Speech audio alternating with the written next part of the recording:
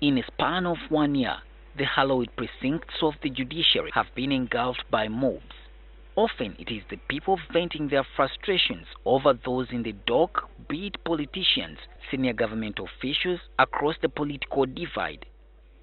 On June 1st, Nakawa Magistrates Court was besieged by supporters of FDC's Kizza Besigye. Inside the chambers, they chanted songs in support of their former presidential candidate.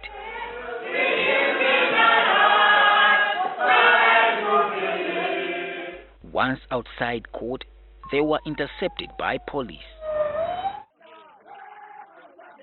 On 10th August, melodrama unfolded at Machindi Chief Magistrates Court when a motley crowd holding placards in support of Police Chief General Kale Kaihura took siege of court premises.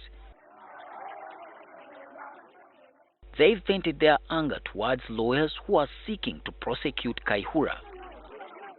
As the culture of impunity gains traction, Lubaga South MP Katolu Bwama supporters were the latest to exhibit this indiscipline to bring the decorum of court into disrupt.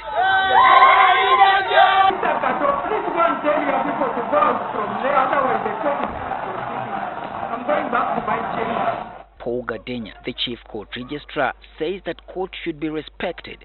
So is the view shared by the Uganda Law Society President Francis Gimara. We do not therefore expect parties to use other forms of resolving disputes, including violence, to have them in our courts. I would expect that the police should have asked these people to record statements, because that is a clear breach of peace. The action of demonstrating at court premises can also invoke punishment. The judge can imprison you for at least a day if you are disorderly in court. If not that, we can ask the DPP to prosecute such people for contempt of court. And there, somebody can be imprisoned for 1 year. Human rights activists say this is a culture which gradually crept into the sanity of the courts of law as a result of the high-handedness of security agents. For example, recall the deployment of black mambas at the High Court, which caused a lot of mayhem.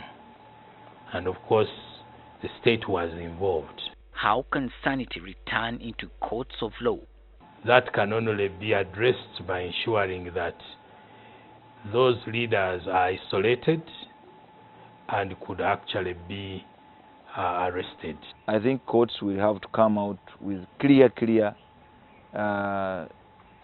guidelines and issue directives to that effect. There are some facts for the police to work with. They don't have to wait for anyone. Don't interfere with the conduct of judicial work. Let the police organize for you, and you decide to demonstrate peacefully elsewhere, but let the courts work. Solomon Kawesa, NTV.